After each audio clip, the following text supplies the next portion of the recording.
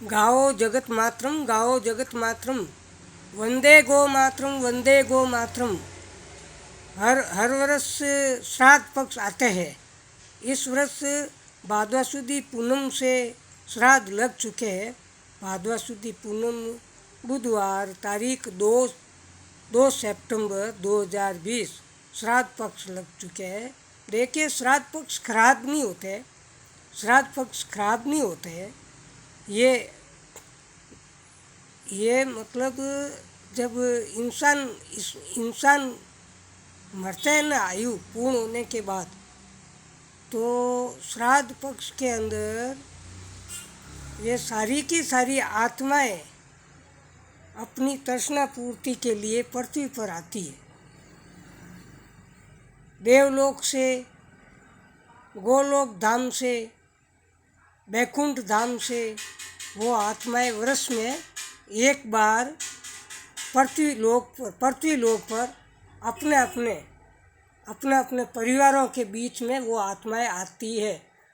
आत्माएं अजर अविनाशी है, आत्माएं मरती नहीं है। आत्माओं के अंदर तृष्णाएं होती है, तृष्णाएं तो तृष्णा पूर्ति के लिए आती है।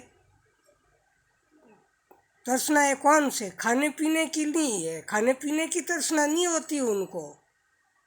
आत्माओं में खाने पीने की भोग वासनाओं की तृष्णा नहीं होती है।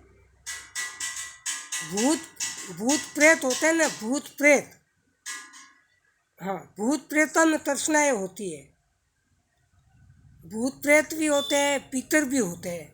पितर तो होती है देव आत्माएं, पितर तो होती है देव आत्माएं, और भूत प्रेत होते हैं आदत के लाचार होते हैं भूत प्रेत। वो देवलोक से नहीं आते, देवलोक से किसी भी धाम से वो नहीं आती। वो भूत प्रेत तो यहीं भटकते हैं पृथ्वी पर। और पितर आत्माएं जो होती है वो स्वर्ग लोक में, वैकुंठ धाम में हरि के शरण में विराजमान रहती है। वो पितर आत्माएं अपनी तृष्णा पूर्ति, और तृष्णा पूर्ति कौन सी? भोग विलास वासना नहीं। भोग विलास वासनाएं तो भूतों की होती है। देव आत्माएं, पितर आत्माएं, अजर अविनाशी आत्माएं वर्ष के अंदर एक बार श्राद्ध पक्ष आता है। पूनम से लेके अमावस्या तक, तब वो अपनी पुण्य तिथियों पर वो स्वर्ग लोक से पृथ्वी लोक पर अपने अपने जो कुटुंब परिवार होते हैं वो आती है तो वो उद्यम नहीं मचाती। वो उनकी तृष्णा पूर्ति होती है कि कुछ अच्छा कार्य करे, परिवार अच्छा कार्य करे, गौ सेवा करे, कोई धर्म पुण्य करे, यही तृष्णा होती है उनकी। और एक मुख्य तृष्णा होती है सिर्फ गौ दूध और गौ घी की, कि हमें गाय का घी और गौ के दूध की सुगंध मिले। लेकिन गाय का घी और गौ के दूध का भोग उनको मिलता नहीं है, इसलिए वो आत्माएं तृप्त नहीं होती है। घर के अंदर भैंस का दूध की खीर और भैंस के घी का जो प्रसाद बनाया जाता है वो पितर आत्माएं भोग नहीं लेती है, वो वास्तव में नहीं लेती है। पितर आत्माएं एकदम पवित्र होती है।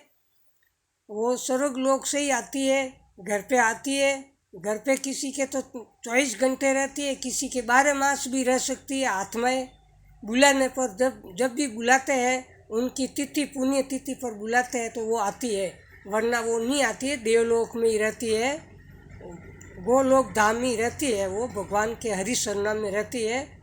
लेकिन वो आत्माएं अपने जैसे खाती पीती नहीं है। जैसे कोई मर गया, बीड़ी सिगरेट पीता था, गुटखा खाता था, तो ये नहीं समझे कि वो बीड़ी पीते होंगे, नहीं, उनका शरीर अनोखा होता है। शरीर एकदम ऐसा उनका पवित्र हो जाता है कि वो बीड़ी सिगरेट कुछ भी नहीं पीते हैं, क्योंकि वो देव आत्मा, पितर आत्मा होती है। देव आत्माओं के जैसे होती है पितर आत्माएं, वो साफ पवित्र होती है। उनका शरीर एकदम वायु के समान हल्का होता है, जिससे शरीर वो खाने पीने की तृष्णा नहीं करते, वो केवल आशीर्वाद देते हैं और परिवार में दान पुण्य करने की प्रेरणा देते हैं, गौ सेवा करने की प्रेरणा देते हैं। ऐसे कोई अपने जैसे अगल बगल खाने के लिए थोड़ी आती है, वो तो खीर पूड़ी का भोग भी अग्नि में लेती है। किसी भी प्रकार का प्रसाद खीर पूड़ी का हो चाहे कोई भी प्रसाद हो, अग्नि के अंदर लेती है, अग्नि के माध्यम से वो भोग लेती है। लेकिन मनुष्य लोग अग्नि में धूप तो करते नहीं, और करते हैं तो गाय का घी और गौ दूध होता नहीं, जिससे वो आत्माएं वापस तुरंत ही प्रस्थान कर जाती है। वो नाराज भी नहीं होती है। नाराज वो क्यों होवे? पितृ आत्माएं कभी नाराज नहीं होती, कभी क्रोध नहीं करती है। ये सब झूठी बातें हैं। जगत के अंदर जो भोपे बड़े होते हैं ना, वो ऐसे ही उनके पास जाते हैं बूझ कराने के लिए कि आपके तो पितृ कोप करते हैं। नहीं, ये सब बातें झूठी है। पितृ कभी कभी कोप नहीं करते, क्योंकि पितृ देव आत्माएं होती है, अति ही पवित्र होती है, अति ही शांत प्रवृत्ति की होती है। उनका ये एकदम जैसे कोई पहले जीते जी क्रोधी व्यक्ति था, और अगर वो बन गया पितर बन गया तो वो फिर ऐसा कोप नहीं करता है बाद में, क्योंकि पितर योनि बड़ी एकदम अजीब होती है, एकदम वायु के समान हल्की होती है। और वो शरीर सूक्ष्म शरीर होता है। अपने शरीर के अंदर भी एक शरीर होता है सूक्ष्म शरीर, वो किसी को दिखाई भी नहीं देता है, वो 5 तत्वों से परे होता है। तो वो आत्माएं अपने घर में आती है सिर्फ मात्र प्रेम के लिए आती है। और घी दूध की सिर्फ पवित्र खीर यानी गाय के दूध की खीर हो तो, नहीं तो वो तो भोग भी नहीं लेती है, भोग वासनाओं के लिए नहीं आती है। वो आशीर्वाद देने के लिए आती है कि आप फलो फूलो और गौ सेवा करो, आप फलो फूलो गौ सेवा करो। लेकिन अग्नि में जो धूप करते हैं, उस अग्नि के अंदर भोग लगना चाहिए प्रसाद का। खीर पूड़ी इत्यादि जो भी प्रसाद बनाया जाता है उसका भोग लगना चाहिए। कोई तो कहता है कि मेरे दादाजी बीड़ी पीते थे, इसलिए महाराज आप भी बीड़ी पीते हो क्या? कोई नहीं पीते तो चलो आपके परिवार में या आपके मित्र को बीड़ी का ये बंडल दे देना। कोई सिगरेट भी रखते हैं ब्राह्मणों को मत जिमाओ, सात्विक ब्राह्मणों को जिमाओ, ब्राह्मणों को मत जिमाओ। जो नशे पते करते हैं ब्राह्मण, गुटखा बीड़ी सिगरेट करते हैं, ऐसों को नहीं जिमाना चाहिए, क्योंकि वो ब्राह्मण नहीं होते। सात्विक विचारों का पवित्र ब्राह्मण को भोजन कराना चाहिए, क्योंकि पितृ आत्मा भी पवित्र होती है, मरने के बाद में पवित्र हो जाती है। फिर वो नशे पते में नहीं रहती, वो बीड़ी सिगरेट थोड़ी पीती है। मरने के बाद कोई बीड़ी सिगरेट ये नशे पते कोई भी आत्मा नहीं करती है। ये सब झूठी बातें भूत प्रेत करते हैं। भूतों की योनि अगर हो तो वो जरूर बीड़ी सिगरेट की तृष्णा के लिए इधर उधर भटकती है और पृथ्वी पर ही रहती है। भूत कहीं नहीं जाते। भूतों को अधिकार नहीं है देवलोक में रहने का, पितरों को ही है, केवल मात्र पितरों को ही होता है देवलोक में रहने का अधिकार।